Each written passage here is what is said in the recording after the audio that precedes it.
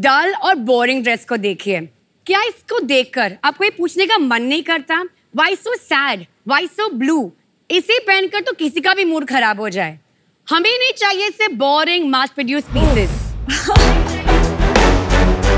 हमें चाहिए ऐसे फन वाइब्रेंट आउटफिट्स जो सिर्फ आपके लिए बने हो। नमस्ते शार्क्स, मैं हूँ श्वेता शिव कुमार। मैं हूँ जया शिव कुमार। और हम लाते हैं Why so blue। Why so blue एक ऐसी अपैरल कंपनी है जो फन वाइब्रेंट प्रिंट्स और कलर्स में आउटफिट्स बनाता है that drive your blues away। हमारे मदर डॉटर ब्रांड 8 साल पहले एक क्राइसिस से शुरू हुई थी। हमें बिजनेस या फैशन के बारे में कुछ भी नहीं पता था, लेकिन मेरे स्टिचिंग के पैशन और श्वेता के डिजाइनिंग का टैलेंट लेके हमने Why so blue शुरू किया। हमारी ये कंपनी हमारे लिविंग रूम के कोने से स्टार्ट हुई थी, लेकिन टुडे हम बहुत प्राउड है कि कुछ ही दिन पहले हमने हमारी पहली फ्लैगशिप स्टोर मुंबई में लॉन्च की। शार्क्स, हम चाहते हैं कि हम आपके वार्डरोब में एक कलरफुल मेकओवर लाए एंड सस्टेनेबल फैशन की जो बोरिंग इमेज है वो चेंज करें, because slow fashion can be fun too. इसलिए हमारे आस्क है 75 lakhs for 3% equity. So sharks, जब भी आप फील करें blue, just ask yourself why so blue. Shweta और जय जी, आपका शार्क टैंक में बहुत स्वागत है। और हालांकि मैंने ब्लू पहन रखा है।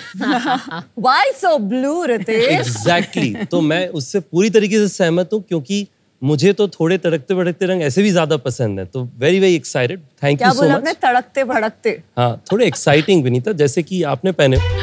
आप दोनों की कहानी बताइए, बड़ी फैसिनेटिंग लग रही है आपकी कहानी। कॉम्प्लीमेंट्री स्किल सेट भी है और परिवार भी है, साथ में आप कारोबार चला रहे हैं। थोड़ी बताइए इसके बारे में कहानी। I used to have a corporate job, लेकिन मुझे मजा नहीं आया। After which I told mom I'm not enjoying my job। तो उन्होंने बोला कि आप क्विट कर दो। If you're not enjoying, we'll figure something out।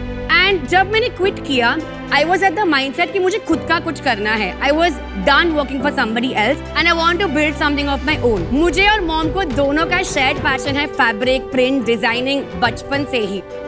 So college में मैं इनके बने कपड़े ही पहनती थी and people used to love it। So I thought क्यों ना उसमें हम कुछ सोचे। तो मैंने मॉम को प्रपोज किया कि हम क्लोथिंग ब्रांड स्टार्ट करते हैं and that's how Why so blue was born। Nice. And ये जो आपने टर्म यूज किया स्लो फैशन, स्लो क्लोथिंग, तो पिछले 1 साल में मैंने काफी ट्राई किए ब्रांड्स, बट इट्स करेक्ट कि थोड़ा फैशन बोरिंग होता है। Yes। तो ऐसा क्यों है कि स्लो क्लोथिंग ब्रांड्स की ऐसी रेपुटेशन हो गई है इतना बोरिंग, एंड इसका मतलब क्या है स्लो क्लोथिंग? एक्चुअली मेरे लिए आप स्लो क्लोथिंग ये डिफाइन कर देंगे क्या है slow. I don't know if everyone else knows slow clothing क्या है। अभी जो हमारे इंडिया में फास्ट फैशन मतलब जल्दी चेंज होने वाला। हाँ, that roll quicker collections are very rampant। They are cheap because they mass produce in bulk।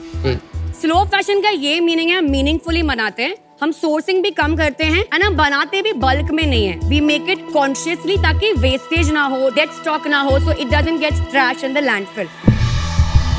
तो हम क्या करते हैं, we do 1 launch every 45 days, which means 8 collections in a year। So our idea is small capsule collections and जो भी once it's done, we move on to the next one। मैं पर काफी कंफ्यूज हो गया हूँ। आपने आके बोला कि बोरिंग क्लोथ्स नहीं चाहिए, फैशनेबल चाहिए, एंड अभी आप कह रहे हैं कि स्लो फैशन चाहिए, फास्ट फैशन नहीं चाहिए। Absolutely correct। So we make slow fashion fun। हाँ, which हमें लगा था is impossible। तो इसलिए आप बताइए कैसे हो सकता है? जब हम स्लो बोलते हैं तो हम ये बोलते हैं कि हम कलेक्शंस वैरायटी आपको देंगे, लेकिन ऐसे देंगे कि वो कॉन्शियसली हमारे यूनिट पे ही बनती हो। ये कारीगर खुद हाथ से बनाते हैं, ब्लॉक प्रिंटिंग या screen printing. Manual involvement is more than machine का जो भी है। मुझे एक्चुअली ये डिस्कशन से आई केम हियर, मैंने देखा प्रोडक्ट्स देखे, जैसे आपका ये काला है क्वाड सेट लाउंज वेयर मैं पहनती हूँ। एंड मुझे ये जो स्लो फैशन, फास्ट फैशन, ये थोड़ा नॉन कंज्यूमर सेंट्रिक डिस्कशन लगता है। I agree. क्योंकि जब मैं मिंत्रा पे या कहीं ये लेने जाती हूँ, मैं चेक करती हूँ कि ये प्रोडक्ट क्या बनाती है, मटेरियल अच्छा है, मुझे डिजाइन पसंद आया। तो आई थिंक ये पूरा slow fashion, fast fashion label है, फैशन इंडस्ट्री का है, लेकिन कंज्यूमर मेरे हिसाब से इसके बारे में नहीं सोचता। ये डिस्ट्रैक्शन है। ओके, प्रोडक्ट समझाइए, इसलिए मैं कह रही हूँ। बट ये क्या फैशन है? मेरे को तो ये फैशन थोड़ा सा नाइट ड्रेस टाइप फैशन भी लग रहा है। Is it fashion Or maybe I am not able to relate to this fashion. मैं आपको पहले सैंपल्स दिखा दूं, so you can probably touch and feel. नहीं, but राधिका आजकल मेट्रोज में ट्रेंड है. But I don't think again it's very niche. But Vinita, do you like this as a fashion? तो अमन the concept ये ऊपर नीचे वाला is like good home lounge wear. But this is lounge wear, not fashion wear. Thank you so much. But quads लोग बाहर पहनते हैं. जो आप घर पे पहनते हो, मैं तो I call it lounge. No, जो lounge wear बाहर पहनने का बहुत बड़ा ट्रेंड आ गया है. But this is not बाहर पहनने का, it's more home. नहीं, आजकल ऐसे quads लोग बाहर पहनते हैं. Quads बाहर पहनते हैं, ऐसे quads बाहर पहनते का question. That is personal. But ऐसा ये मुझे घर पे पहनने का, this is something I would wear. ये बाहर पहनने का ही कपड़ा है. This is not घर पे पहनने का. Whether you like the fashion or not is a different story. क्या आपका फैशन सेंस ये इसको फैशन बोलेगा, हाँ या ना? मैं नहीं पहनूंगी ये, because मैं ऐसे एथनिक प्रिंट्स नहीं पहनती हूँ. This is pure material. ये क्या है? All cotton. Pure cotton. Yeah. To be honest, मतलब मेरे ऑफिस फ्लोर पे काफी लोग हैं, मतलब above 500. मैंने यूजुअली ये फैशन अभी ऑब्जर्व नहीं किया है ऑफिस में. Quad is a big trend. अभी I think last 2 years, at least 1 year में quad का पिकअप बहुत ज्यादा है. I think. But is cotton quad a big trend? Sorry? Cotton quad. Quad is a big trend. Quad is a big trend. Even cotton. Can I finish? Quad is a big trend. Yeah. Cotton quad to wear outdoor, is it a big trend? Because it crushes. It crushes, but अगर आप polyester और cotton में compare करें, cotton आपके skin को a lot of people irritate भी नहीं करता है. You don't feel hot and हम ट्रॉपिकल क्लाइमेट में हैं, तो ये एक्चुअली हमारे क्लाइमेट के लिए ही बनी है. So the comfort is way more. कितने पे बेचती हैं ये? तो जो quads है around 5,000 to 5,500 के रेंज के हैं, and dresses range from 3,500 to 6,500 के आसपास. 5,000 seems very expensive for cotton quad. I mean, I bought this stuff online. ये 1,000-2,000 रुपए में मिल जाता है. आपको मिल सकता है, लेकिन the point is कि एक तो वो कॉटन नहीं होता है. यूनिट इकोनॉमिक्स बता दो. अगर 100 रुपीज का पकड़ते हैं तो अराउंड 19% हमारा फैब्रिक कॉस्ट है एंड रॉ मटेरियल कॉस्ट है जो उसमें जाता है. 33% जो है हमारा जाता है रेंट, इलेक्ट्रिसिटी, कमीशन जो हम लोग मार्केट प्लेस मतलब शॉपिफाई वगैरह के लिए देते हैं उसमें चला जाता है. तो इसके अलावा 25% हमारा मार्केटिंग कॉस्ट है, 7% एडमिन कॉस्ट में जाता है. We are left with around 14-15% in gross profit and around 10% in net profit. काफी हाई मार्जिन है आपका फॉर फैशन ब्रांड्स, जो आपका ग्रॉस मार्जिन. और सेल्स कितनी है? आप लास्ट 2-3 साल की सेल बताओ. हमारा 3 साल पहले सेल था 1.15 CR. ये साल हमने क्लोज किया 1.95 CR. अभी year to date हमने 3 crores क्रॉस कर लिया. वाओ. तो फुल ईयर कितना प्रोजेक्ट करते हैं आप? We will do around 7.5 to 8 crores this year. You will grow 4 times this year. Yeah. We have already done 3 and we anticipate to. क्या कैसे हो रहा है? What is fueling this? So actually हमने last 2-3 years में बहुत सारे performance marketing agency को हायर किया था. They were handling it. लेकिन फेब में रियलाइज हुआ कि वो पोटेंशियल जो हमें लग रहा था वो नहीं दिया. तो मैं I let them go. Very good. And फिर मैंने परफॉर्मेंस मार्केटिंग खुद लिया. थोड़ा 2-3 चीजें बताएंगी आपने अलग क्या किया एजेंसी से? आई थिंक एक था कंटेंट लैंग्वेज जो हम लिखते हैं, द कैप्शन कॉपी.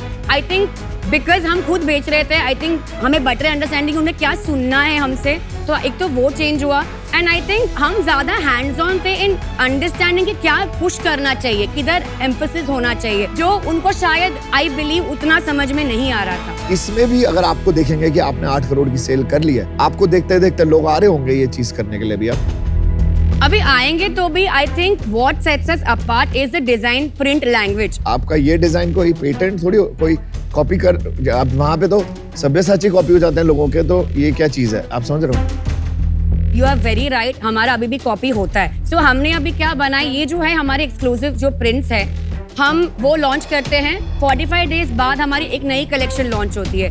अगर उन्हें कॉपी भी करना है, उन्होंने ये प्रिंट देखा, उन्होंने वो प्रिंट बनाया भी, देयर इज अ टाइम जो लगता है वो बन के आने में. बाय दैट टाइम हमने नया लॉन्च करके कस्टमर को नया दिखा दिया है.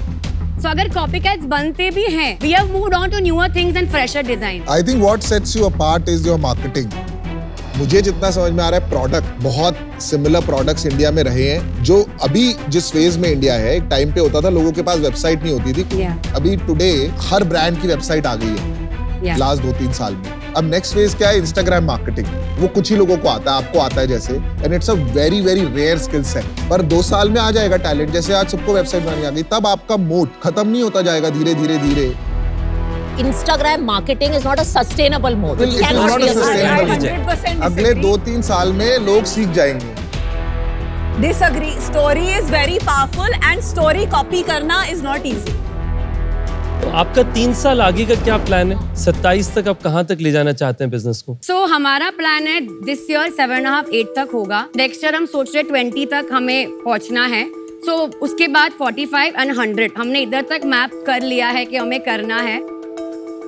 मैं अभी आउट हूँ क्योंकि मुझे ये फैशन नहीं समझ आ रहा। मैं अगर आपके साथ जुड़ गया ना तो मैं आपके डिजाइन ही चेंज कराता रह जाऊंगा और आप मेरे साथ काम नहीं कर पाओगे। So for that reason keep your life simple. I am out. Thank you. मेरी 1-2 प्रॉब्लम्स हैं। एक तो मुझे लगता है 5,000 रुपए का ये जो प्राइस पॉइंट है ब्लॉक प्रिंटेड का, मुझे ये एक्सपेंसिव लगता है। ये एक बहुत कंपेटिटिव मार्केट है। जो पीयूष ने कहा है, एब्सोल्युटली अग्री। आज इंस्टाग्राम मार्केटिंग, आज डिजिटल मार्केटिंग एक मोट हो सकता है। 3 साल बाद, 5 साल बाद ये मोट नहीं रहेगा। ये एक चैनल है, आज डिस्कवर हुई है, 3 साल बाद ये नहीं रहेगी। टैलेंट बढ़ जाएगा इस कैटेगरी में। For this reason I am out, क्योंकि मुझे नहीं लगता ये स्केल करेगा। ओके। श्वेता, जया जी, आपके 2 बैरियर्स टू स्केल हैं। एक तो है मैन्युफैक्चरिंग, काफी सारा हैंड वर्क होता है, तो इसमें स्केलेबिलिटी में प्रॉब्लम आएगी। एंड दूसरा जो प्राइसिंग है, 5,000 एक अफोर्डेबिलिटी चैलेंज बन जाएगा। As of now scale and investibility का इशू लग रहा है, तो for that reason I am out. Okay. अभी मैं इससे बाहर हूँ purely because I think you need to keep doing trial. This is not an investment stage for your business. Thank you. आप मुझे एक बार समझाना चाहेंगे कि आपको क्यों कन्विक्शन है कि आप 100 करोड़ का बिजनेस बना लेंगे?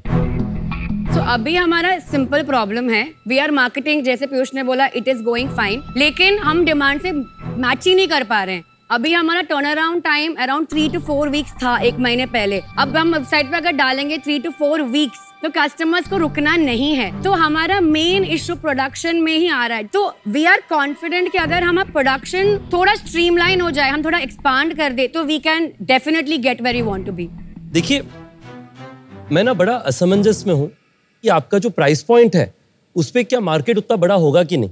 पर मेरा हमेशा भरोसा है कि एंटरप्रेन्योर पे भरोसा करिए, मार्केट तो बन ही जाएगा ओवर टाइम। तो उस कारण से मैं आपको ऑफर देना चाहता हूँ। मेरा ऑफर आपके लिए है कि मैं आपकी कंपनी में 40 लाख का इक्विटी निवेश करना चाहता हूँ, 3% ऑफ इक्विटी के अगेंस्ट, और उसके साथ साथ 35 लाख का डेट इन्वेस्ट करना चाहता हूँ, जो आपके प्रोडक्शन कैपेसिटी के लिए आपको मदद करेगा।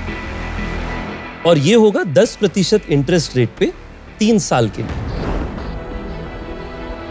ऑफ कोर्स, अगर आपको लगता है कि आप अपनी कैपेसिटी इक्विटी से इनिशियली बढ़ाना चाहते हैं और बाद में डेट का इस्तेमाल करना चाहते हैं, वो आपका चॉइस है। ओके। पर आपके लिए क्रेडिट लाइन अवेलेबल रहेगा। ओके। तो ये मेरा आपके लिए ऑफर है। Good offer.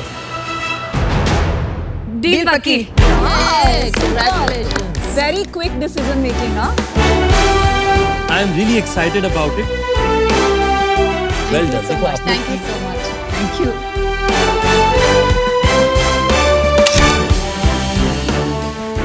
बहुत बहुत Thank you so much. Thank you so much. Thank you so much. Congratulations.